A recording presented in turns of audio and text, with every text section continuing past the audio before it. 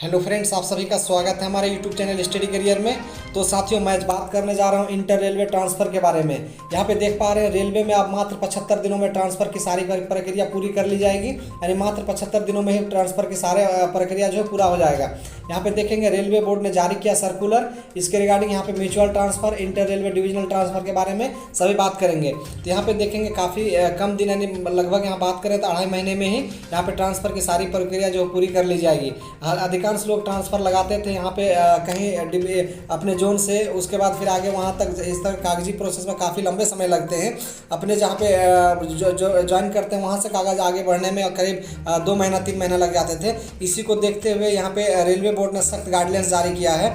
अब उसको एक एक चीज़ दिखाएंगे कि यहाँ पे कब कब किस किस डेट को किस किस अधिकारों के कितने दिन पेपर रखने का अधिकार है, ये सारे चीज़ यहाँ पे लिख दिया गया है। चलिए वीडियो का अंत तक जरूर देखिएगा। वीडियो अच्छा लगे दोस्तों को शेयर अवश्य कीजिएगा और सब्सक्राइब करके लाइक अवश्य कर लीजिएगा। तो चलिए स्टार्ट करते हैं। तो गाइज, यहाँ पे आप देख पा रहे हैं मैंने पीडीएफ ओपन कर लिया है। यहाँ पे देखेंगे इसका जो लेटेस्ट अपडेट है, इसमें लिखा क्या गया है, म्यूचुअल ट्रांसफ़र टाइमलाइन। यानी इसका म्यूचुअल ट्रांसफ़र के लिए जो टाइमलाइन है ये जारी कर दिया गया। यहाँ पे देखेंगे लेटर नंबर यहाँ पे मेंशन है आरबी नंबर 132/223, भारत सरकार रेलवे मंत्रालय, यहाँ पे रेलवे बोर्ड। डेट देखेंगे 1 दिसंबर 2023 को जारी किया गया है। उसके बाद आप देखेंगे तो यहाँ पे जो है सारी चीज़ जो है general manager all general railways और पीओएस, यानी सभी को जो है यहाँ पे ये लेटर फॉरवर्ड किया गया है। सब्जेक्ट में दिया के देखेंगे timeline for transfer on mutual exchange basis for non gazetted railway employees over यहाँ पे जोनल रेलवेज, यानी अदर जोनल रेलवेज हो या फिर से उसी जोन में हो। तो यहाँ पर अगर कोई म्यूचुअल लगाते हैं तो म्यूचुअल के एक्सचेंज बेसिस पर जो नॉन गेजेटेड पोस्ट हैं उस पर ट्रांसफ़र के लिए टाइमलाइन यहाँ पे जारी कर दिया गया, उसके संबंध में लेटर है। उसके बाद बोर्ड लेटर नंबर यहाँ पे ये 2 लेटर जारी किया गया था इसी के रिगार्डिंग। फिर भी जारी करने के बाद भी यहाँ पे काफ़ी बोर्ड जो है अलग अलग बोर्ड स्लो मोशन में काम कर रहे थे। इसी को देखते हुए यहाँ पे सख्त निर्देश जारी किया गया है। यहाँ पे देखेंगे kindly refer to boards letter under reference 8 यहाँ पे 1 and 2 एवं कंटेनिंग, यहाँ पे 1 and 2 के अंदर में यहाँ जो रेफर किया जाता है instruction for transfer of non gazetted railway employees on mutual exchange basis in recent times. यहाँ पे जो म्यूचुअल एक्सचेंज बेसिस पे लगाते हैं तो इनको जो है रेलवे एम्प्लॉयज को नॉन गेजेटेड ऑफिसर का ट्रांसफ़र, इसमें 1 और 2 के इससे रिलेटेड 2 यहाँ पे नोटिस जारी किया गया था। इसी के थ्रू से एक दूसरा लेटर यहाँ पे लिखा गया है। उसके बाद देखेंगे in recent times a notable delay has been observed in the prescribing और transfer on mutual basis exchange at a various level. यानी इस जो नॉन गेजेटेड पोस्ट का जो वेरियस लेवल्स, अलग अलग लेवल का जो जॉब है, वो अगर म्यूचुअल एक्सचेंज लगाते हैं तो उसको बिना विलम्ब किए हुए, यानी यहाँ लिखा गया नोटेबल डिले, बिना डिले किए हुए इसको रिसेंटली जो है म्यूचुअल कराया जाए, सभी प्रोसेस इसको रफ्तार में फास्टली किया जाए। उसी के आधार पर ये लेटर जारी किया गया। The matter was also brought to attention in PCPO's meeting accordingly boards instructions for यहाँ पे framework timeline for transfer on mutual exchange basic issued by para 10 board letter number 11 January 2019 is being reiterated for strict implements.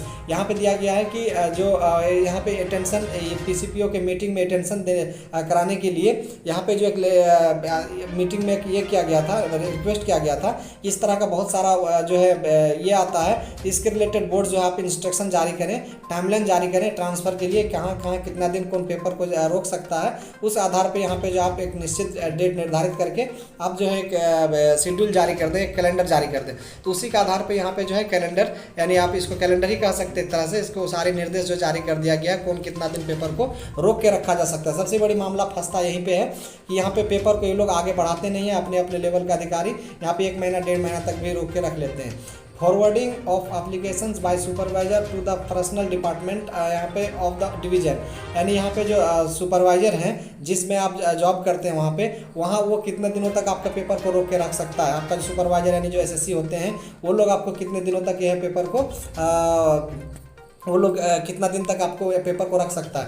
यहाँ पे देखेंगे it should be verified the state that the prescribed application form is complete in all respects duly signed by the both employees and information given there in correct in case of workshop staff there will be workshop itself. यानी अगर यहाँ पे जो इसको निर्देश दिया जाता है, जैसे यहाँ पे आप जहाँ पे ड्यूटी करते हैं, या तो यहाँ पे वर्कशॉप हो या फिर आपका शेड हो, बहुत सारा जगह पे आप ये करते हैं, वहाँ का सुपरवाइजर हो या फिर वहाँ पे जो पर्सनल डिपार्टमेंट का जो अधिकारी अधिकारी हो उनको आपको क्या क्या आप जो पेपर वहाँ पे देंगे वो सारी चीज़ चेक करेंगे, फुल्ली साइंड वगैरह सारा चीज़ देख लेंगे दोनों कैंडिडेटों का।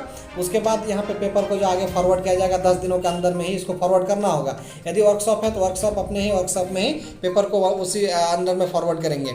उसके बाद ये 10 दिन तक यहाँ पे रख सकते हैं। उसके बाद देखेंगे forwarding by divisional personnel department, यानी डिविजनल डीपीओ के अंतर्गत जो आता है वहाँ पे वो कितने दिन रह सकते हैं, यहाँ पे देखेंगे 15 दिन तक अंतर्गत ये जो है रख सकते हैं। इसको भी निर्देश आप दिया जा सकता है, इसको आप देख सकते हैं लाइन बाय लाइन पढ़ के। यहाँ पे कुछ इस तरह का इंपॉर्टेंट चीज़ जो है नहीं लिखा गया। उसके बाद यहाँ पे देखेंगे forwarding by headquarter personnel department, यानी आप जिस जोन में जॉब करते जिस डिवीजन में जॉब करते हैं वहाँ का हेडक्वार्टर जो डिवीजन होता है उस डिवीजन को यहाँ पे फॉरवर्डेड उस डिवीजन और वर्कशॉप जो है इस पेपर को जल्दी फॉरवर्ड करेंगे। और personnel department office will forward to it your concern अधिकारी को जो जिसमें जहाँ जो फॉरवर्ड लगाए हैं ये जिस आप मान लीजिए कि जिस जोन पे एक लड़का जॉब करते हैं एक दूसरा कैंडिडेट दूसरी जगह पे जॉब करते हैं, ये क्या करेंगे जहाँ पे इस पेपर का इस अधिकारी डिवीजन का जो अधिकारी होते हैं ये उन डिवीजन का अधिकारी को फॉरवर्ड करेंगे पेपर, यानी 15 दिन के अंतर्गत। यहाँ पे ये 15 दिन के अंदर में इसको फॉरवर्ड करना हर हाल में जो नेसेसरी है।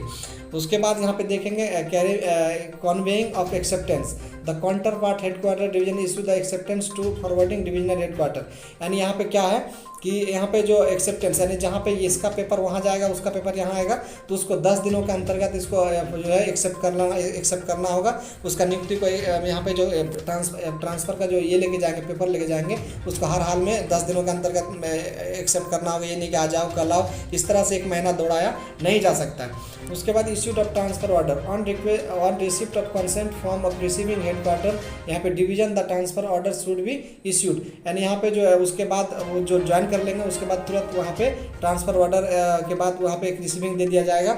उसके बाद उस रिसीविंग को तुरंत उसको हाथ इशूड कर देना चाहिए। ये चीज़ का आपको 10 दिन के अंतर्गत इशूड करना होगा। उसके बाद dispatch of LPC service record, यानी आपका जो वहाँ पे जहाँ पे आप ज्वाइन करते हो सकता है वर्कशॉप में, तो वर्कशॉप से अगर ज्वाइन लेटर किया हो तो वहाँ पे आपका सर्विस रिकॉर्ड या फिर आपका SR वगैरह सारी रिकॉर्ड वहाँ पे रहते हैं। इस रिकॉर्ड को भी आपको एक दूसरे से डिस्पैच करना होगा, यानी कि दूसरे की जगह भेजना पड़ेगा। वो रिकॉर्ड इधर इसका रिकॉर्ड उधर आपको 15 दिन के अंतर्गत आपको भेज देना होगा SR, इसके लिए आपको ताकि दौड़ना नहीं पड़े, बार बार इस जगह से उस जगह आपको जाना नहीं पड़े, इसलिए सारी टाइम जो है निर्धारित कर दिया गया है। उसके बाद आप देखेंगे यहाँ पे फर्दर बोर्ड लेटर्स 9/5/2018 इस डेट के अंतर्गत आपको जो भी ये चीज़ होते हैं उसको NOC वगैरह सारा चीज़ जो है दे दिया जाए टाइम टू टाइम। उसके बाद यहाँ पे दोनों को रिलीविंग और रिसीविंग एक्सेप्टिंग और रिलीविंग दोनों कर लिया जाए।